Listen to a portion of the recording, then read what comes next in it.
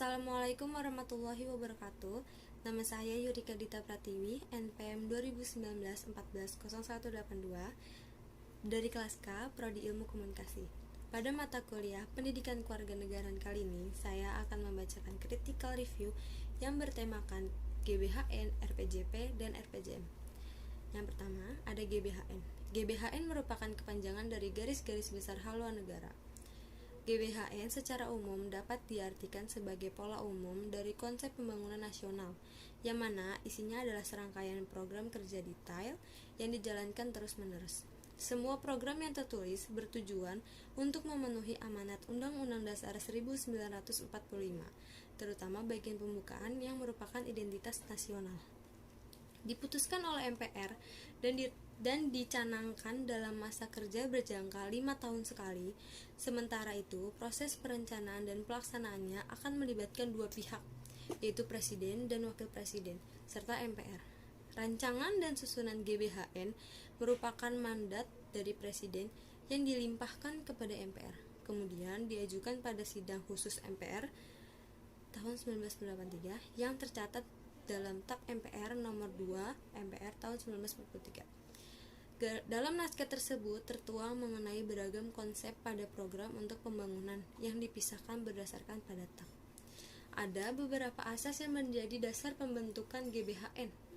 Yang pertama ada ketakwaan kepada Tuhan Yang Maha Esa, yang kedua keadilan serta kemakmuran setiap individu, yang ketiga keadilan hukum, yang keempat kekeluargaan guna mewujudkan semboyan negara Bhinneka Tunggal Ika, yang keempat swadaya manusia, dan yang kelima manfaat dan fungsi bagi masyarakat. GBHN memiliki fungsi sangat besar dalam aspek pembangunan nasional. Yang pertama ada sarana menyalurkan aspirasi masyarakat demi terlaksananya pemerintahan yang lebih baik. Yang kedua sebagai dukungan bagi bangsa Indonesia supaya lebih termotivasi untuk maju, namun tanpa meninggalkan nilai dan keadilan, dan serta kesetaraan dalam berbagai lapisan sosial. Yang terakhir, alat menyatukan antara pemerintah dan sipil, yang mana dapat dilihat saat ini sering bertentangan mengenai cara pandang dan juga menentukan keputusan, sehingga mengancam persatuan bangsa dan sebagainya. Yang kedua, ada RPJP, kepanjangan dari Rencana Pembangunan Jangka Panjang. Rencana pembangunan jangka panjang disusun oleh pemerintah pusat atau daerah yang selanjutnya disebut sebagai RPJP nasional atau daerah. RPJP nasional adalah dokumen perencanaan pembangunan untuk periode 20 tahun yang memuat visi, misi, dan arah pembangunan nasional. Pembangunan daerah yang mengacu pada rencana pembangunan jangka panjang nasional. Penyusunan RPJP nasional dilakukan melalui urutan kegiatan. Yang pertama, penyiapan rancangan awal rencana pembangunan. Yang kedua, musyawarah perencanaan pembangunan.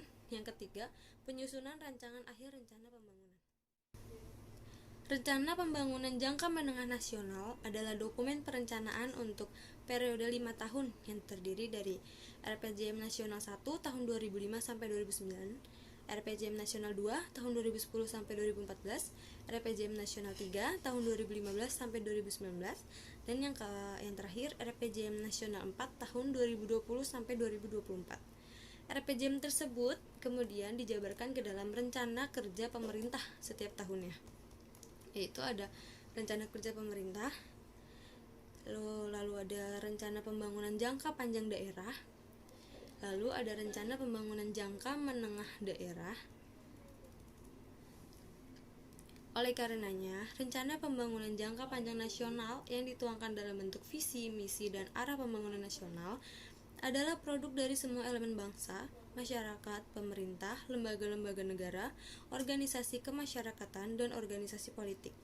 RPJP daerah harus disusun dengan mengacu pada RPJP nasional sesuai karakteristik dan potensi daerah.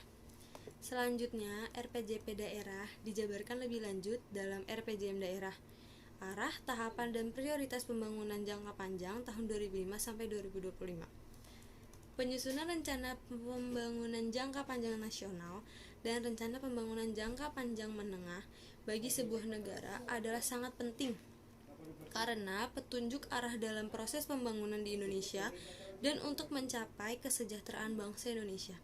Adapun hambatan dalam proses pencapaiannya, salah satunya adalah ketergantungan terhadap impor dan utang luar negeri. Semestinya, sebagai negara yang sudah berkembang, dapat memenuhi kebutuhannya sendiri, dapat mengolah sebaik mungkin SDM yang ada agar tidak menjadi ketergantungan. Sekian dari saya, kurang lebihnya mohon maaf. Wassalamualaikum warahmatullahi wabarakatuh.